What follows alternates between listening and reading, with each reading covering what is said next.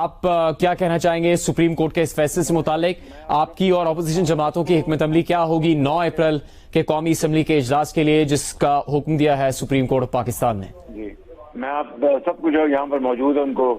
میری طرف سے سلام عرض ہے، اور انشاءاللہ اللہ تعالیٰ نے بڑا کرم کیا ہے، اللہ نے پاکستان کے عوام کی دعائیں قبول کی ہیں، اور اللہ تعالیٰ نے پاکستان کے عوام کی دعائیں قبول کی ہیں۔ عدالت عظمیٰ نے ایک ایسا فیصلہ دیا ہے جس نے ماضی کے تمام نظریہ ضرورت کے فیصلے کو نہ صرف ہمیشہ کے لیے دفن کر دیا ہے، بلکہ پاکستان کا جو مستقبل ہے وہ ایک آئینی حوالے سے بہت تابناک ہے۔ انشاءاللہ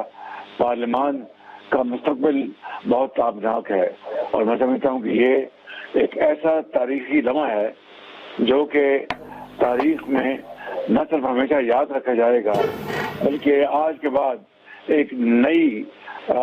عدالتی تاریخ رقم کی گئی ہے۔ تو اس حوالے سے میں سمجھتا ہوں کہ یہ فیصلہ ایک یادگار فیصلہ ہے، اور ہم عدالت عظمیٰ کے ہم انتہائی شکر گزار ہیں کہ انہوں نے انصاف کے بول بالے، آئین کی عظمت اور غیر آئینی ہتھ کنڈوں کے خاتمے کا فیصلہ کیا ہے۔